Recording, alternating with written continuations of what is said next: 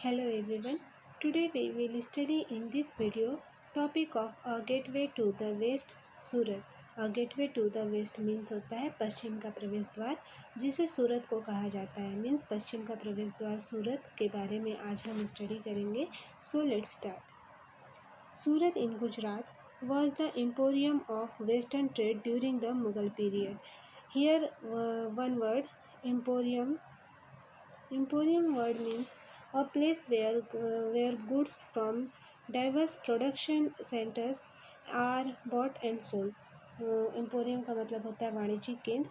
एक ऐसा जगह जहाँ अलग अलग तरह के जो उत्पादन के केंद्र से आने वाला जो सामान है या माल है खरीदा और बेचा जाता है. सो यहाँ बताया गया है कि सूरत जो है मुग़ल काल में जो कैम्बे एक जगह है जो कि आज के टाइम में खंबात में है और कुछ समय बाद अहमदाबाद के साथ साथ गुजरात में पश्चिमी व्यापार का वाणिज्यिक केंद्र बन गया था और सूरज ओरमुझ की खाड़ी से होकर पश्चिम एशिया के साथ व्यापार करने के लिए मुख्य द्वार था. सूरत को मक्का का प्रस्थान द्वार भी कहा जाता है. प्रस्थान द्वार मीन्स जहाँ से मतलब बाहर की ओर निकला जाता है उसको प्रस्थान द्वार कहते हैं. तो सूरत को मक्का का प्रस्थान द्वार कहा जाता था क्योंकि बहुत से हज यात्री जहाज से यहीं से रवाना होते थे.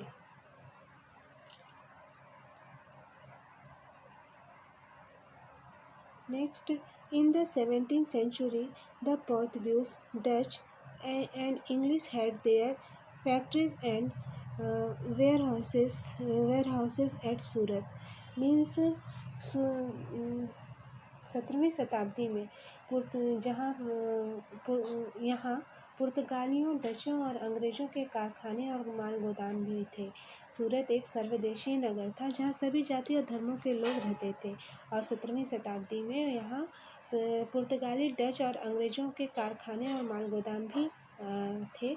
और अंग्रेज़ इतिहासकार ओविंगटन ने 1689 में सूरत बंदरगाह का वर्णन करते हुए लिखा है कि किसी भी एक वक्त पर अलग अलग देशों के औसतन 100 जहाज़ इस बंदरगाह पर लंगर डाले खड़े देखे जा सकते हैं.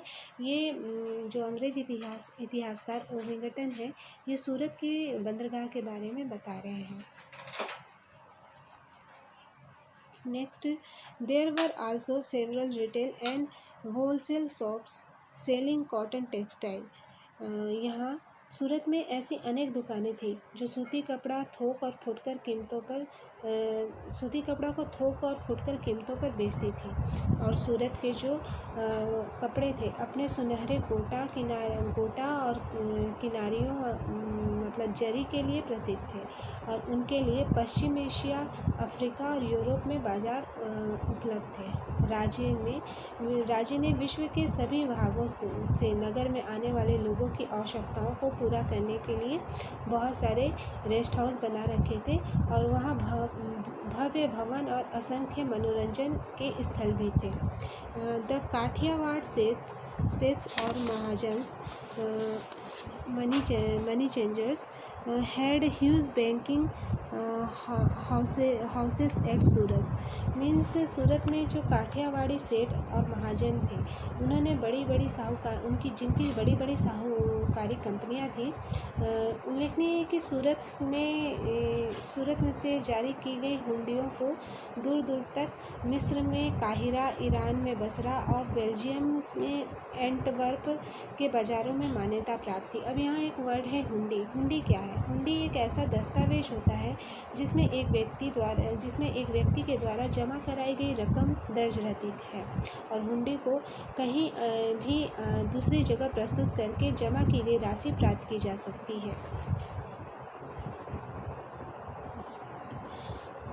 Next, Surat began to decline towards the end of the 17th century because the loss of markets and productivity because of the decline of the Mughal Empire, control of the sea routes by the Portuguese. और competition from Bombay. 17वीं शताब्दी के अंतिम वर्ष में सूरत का भी जो decline होना शुरू हो गया, मीन्स उनका पतन होना आरंभ हो गया। इसके कई कारण थे। सबसे पहला कारण था कि मुग़ल साम्राज्य के पतन के कारण बाज़ार में जो उत्पादकता थी उसकी हानि हो रही थी।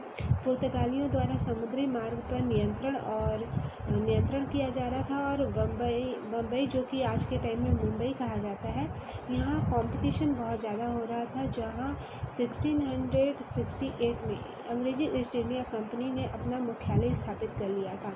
आज सूरत एक महत्वपूर्ण वाणिज्यिक केंद्र है। वाणिज्यिक केंद्र के बारे में मैंने आपको बताया ही स्टार्टिंग में कि एक ऐसा स्थान जहाँ विभिन्न उत्पादन केंद्र से आने वाला माल खरीदा और बेचा जाता है। सो यहाँ पे जो आज का टॉपिक था गेटवे टू द वेस्ट सूरत, ये कंप्लीट होता है। I hope that you have understood well what was taught in today's video. Next topic of this chapter we will study in our next video. Thank you for watching.